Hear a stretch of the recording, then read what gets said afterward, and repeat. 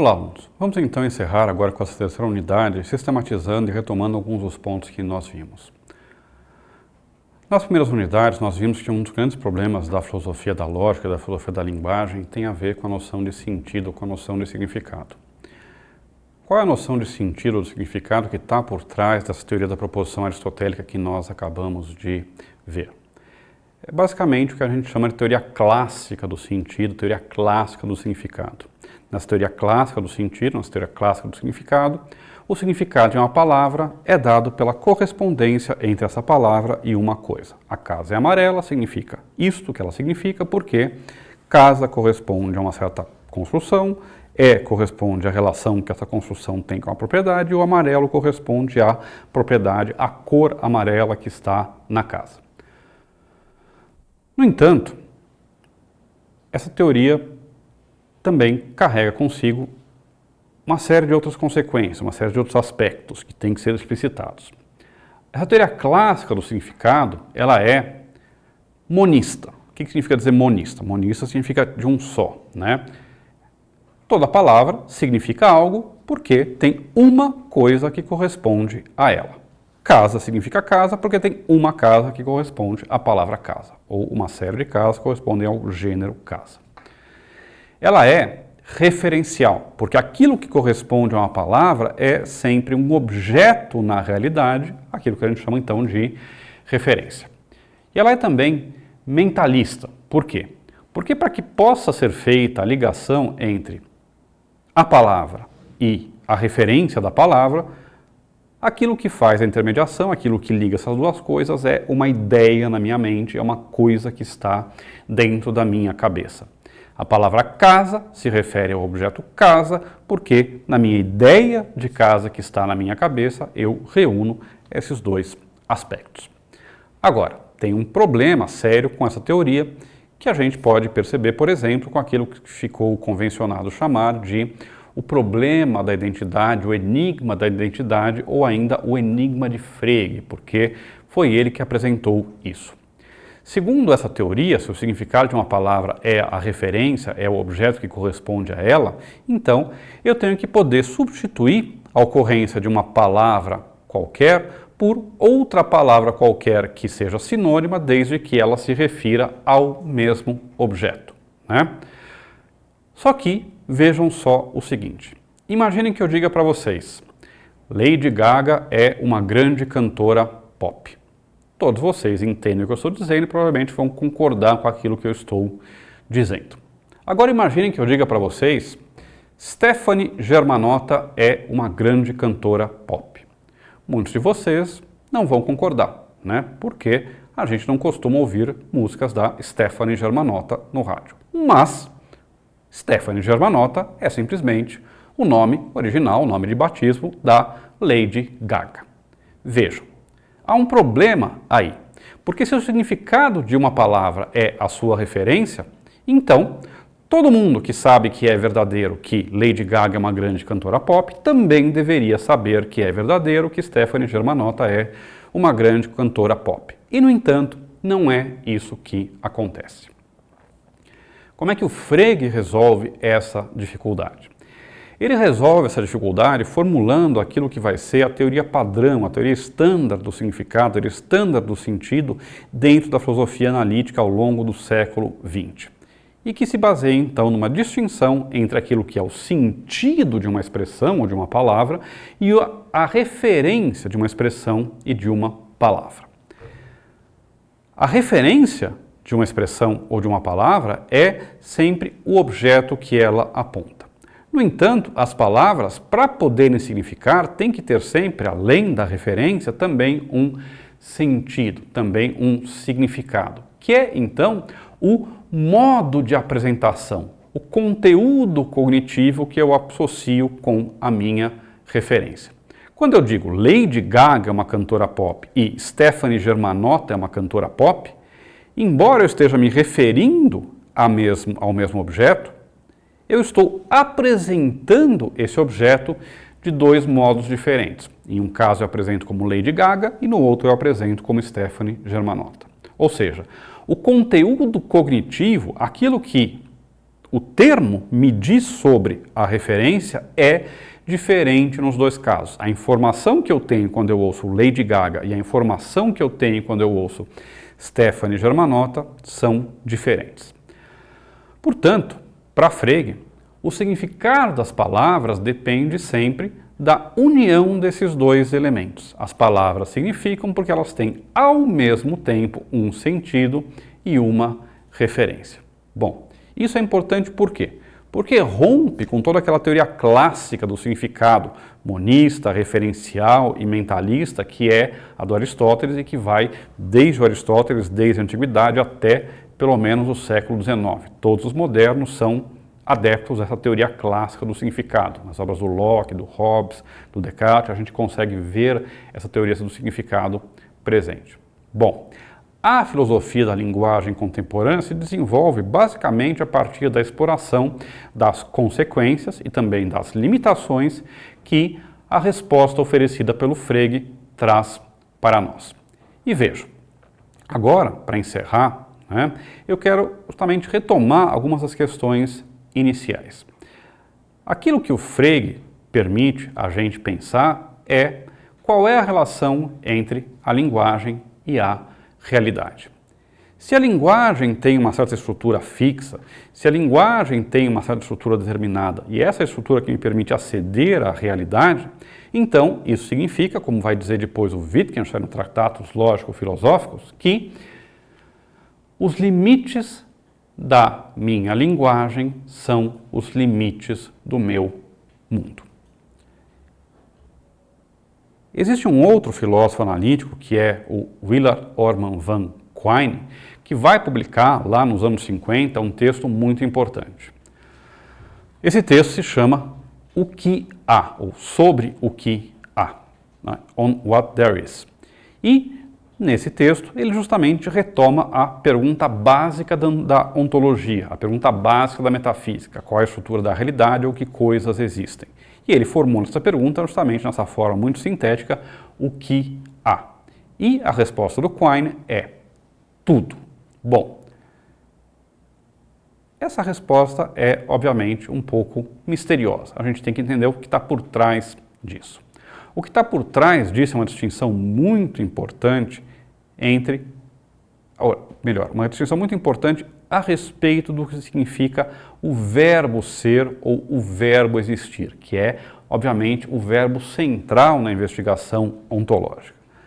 Quando vocês estudaram, por exemplo, filosofia antiga, os pré-socráticos, vocês se lembram que a grande disputa entre o Parmênides e o Heráclito tinha a ver com os paradoxos do ser, os paradoxos da existência. Um dos modos de formular esses paradoxos do ser ou da existência é perguntar como é que o não ser pode ser, ou perguntar se o não ser é. Bom, se eu digo que o não ser não é, eu estou dizendo que há alguma coisa, o não ser, que não é. Se eu digo que ele é, isso é um problema, porque como é que algo que, por definição, não é não ser, pode ser? Bom, e os filósofos gastaram papel e tinta a rodo para tentar responder isso. A resposta do Quine, a resposta dos lógicos do século XX, é muito simples. Nesse problema, o que a gente tem é, na verdade, um falso problema, um pseudo-problema. Por quê? Simplesmente porque a gente tinha formulado esse problema sem ter compreendido corretamente o que é que significa, por exemplo, atribuir existência a alguma coisa. Dizer que alguma coisa é ou dizer que alguma coisa existe. E eles vão resolver esse problema, a gente resolve esse problema em lógica, dizendo que a existência não é um predicado igual a amarelo ou honesto ou grande. Quando eu digo que, por exemplo, a casa existe ou unicórnios existem, eu não estou dizendo algo semelhante a políticos são honestos ou a casa é amarela. Ao contrário, a minha afirmação tem a ver, diz respeito ao próprio conceito de unicórnio ou de casa. Quando eu digo que alguma coisa existe, eu não estou falando sobre objetos no mundo, eu estou falando sobre conceitos. Eu estou dizendo, olha, este conceito não é vazio, caso da existência. Ou, este conceito é vazio, caso da não existência. Quando eu digo unicórnios não existem, o que eu estou dizendo é, o conceito de unicórnio, que é a coisa sobre a qual eu estou falando, não possui nada que corresponda a ele. A classe dos objetos que correspondem ao conceito unicórnio é um conjunto vazio. Já quando eu digo a casa existe ou políticos existem, o meu conceito de casa ou conceito de político não é vazio. Políticos existem e casas existem. Há um certo conjunto de objetos que satisfaz, que preenche o meu conceito casa ou o meu conceito político. As consequências dessa distinção tão simples e tão óbvia, que eu recomendo que vocês procurem em qualquer livro de lógica elementar, né? A gente tem duas expressões em lógica, que são o quantificador existencial e o quantificador universal, que expressam justamente aquilo que era dito pelo verbo ser ou pelo verbo existir na teoria clássica referencial do significado. Se a gente faz essa distinção tão simples, a gente resolve uma série de problemas filosóficos, inclusive uma série de enigmas dentro da ontologia. Um deles, que é o enigma ou o problema com o qual eu quero encerrar essas aulas, diz respeito ao chamado argumento ontológico para a existência de Deus, formulado por Santo Anselmo e reformulado, por exemplo, por Descartes ou por Leibniz. O argumento ontológico é uma tentativa de provar a existência de Deus, e é um argumento do tipo a priori. Ele diz mais ou menos o seguinte: como é que eu posso provar que Deus existe? Bom, eu posso provar que Deus existe simplesmente pela definição de Deus. Como é que eu defino Deus dentro da teologia clássica, dentro da filosofia, por exemplo, medieval? Bom, Deus é o ser dotado de todas as perfeições. O que é uma perfeição? É uma qualidade positiva. Se eu sei algumas coisas, Deus sabe tudo. Então Deus é onisciente. É uma perfeição porque é uma qualidade positiva no seu nível máximo. Se eu, às vezes, sou bom ou justo, Deus é totalmente bom e totalmente justo. Ele é omnibenevolente. E isso é uma perfeição porque é um grau máximo de uma propriedade positiva. Bom, agora, vai dizer o Anselmo. Por definição, então, Deus tem que existir. Por quê? Porque imaginem que eu diga que Deus é bom, onipotente, onisciente, onipresente e assim por diante, e não existe. Bom, isso seria contraditório porque algo que não existe é pior que algo que existe. Basta vocês pensarem na conta bancária de vocês. Uma conta bancária com 10 mil reais inexistentes é muito pior que uma conta bancária com 10 mil reais existentes lá depositados na sua conta. Portanto, já que a existência é uma perfeição, é uma propriedade positiva, por definição, Deus tem que existir. Esse argumento é, ao mesmo tempo, muito persuasivo, mas também muito enigmático, porque a gente percebe que tem algum problema aí, tem que ter alguma coisa errada. Não pode ser tão simples provar que Deus existe simplesmente recorrendo à definição de Deus, senão todos nós teríamos certeza absoluta de que Deus existe e poderíamos ir para casa tendo resolvido esse problema. Por que é possível formular um argumento como o argumento ontológico? Justamente porque, ao formular o argumento ontológico, a gente considera que a existência é uma propriedade das coisas. E, no entanto, como, por exemplo, Kant antes de Frege e depois Frege de modo formal provam, demonstram, a existência não é uma propriedade das coisas, a existência não é, em jargão técnico, um predicado, mas a existência é simplesmente uma afirmação sobre conceitos. E eu digo que a existência pode ser atribuída a conceitos que não são vazios e ela não pode ser atribuída a conceitos que são vazios. A questão é justamente saber se o conceito Deus, o conceito de um ser que tem todas as perfeições, onisciente, onipotente, onibenevolente e assim por diante, é vazio ou não. E aí eu vejo que o argumento ontológico tem as suas limitações. Bom, o que é que isso nos ensina? Isso nos ensina que a análise da linguagem é um guia muito útil, como por exemplo Quine, Wittgenstein, Frege mostraram, para entender questões metafísicas, para entender questões ontológicas. E muito da reflexão em metafísica ou em ontologia, hoje em dia, se faz justamente tomando como ponto de partida a análise da linguagem.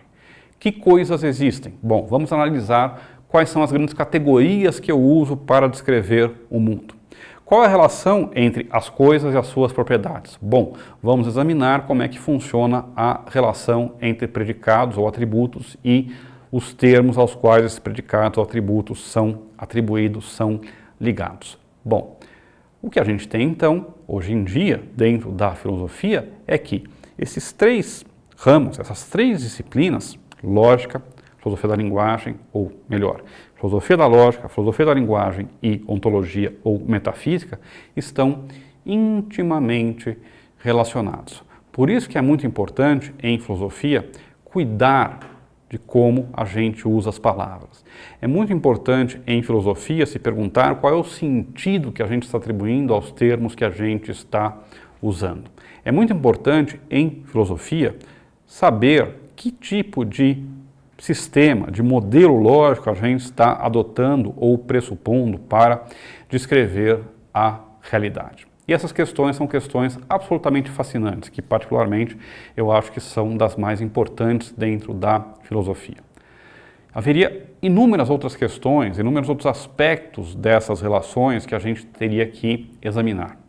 Infelizmente não temos tempo para isso, nós temos material no qual vocês podem encontrar algumas respostas, algum aprofundamento dessas questões. O material é bastante bom, bastante bem produzido e várias coisas que eu abordei aqui nessas breves videoaulas serão aprofundados, estão aprofundados aqui nos textos presentes no material que vocês têm na biblioteca virtual de vocês. A gente vai ter ainda uma webconferência onde eu pretendo aprofundar, esclarecer alguns desses temas que eu apresentei aqui e que certamente são um pouco difíceis porque são coisas que nem sempre são trabalhadas a contento dentro de um curso de filosofia, dentro de uma graduação de filosofia. Vamos então nos reencontrar mais para frente e encerro por aqui essas nossas videoaulas. Obrigado e até a próxima.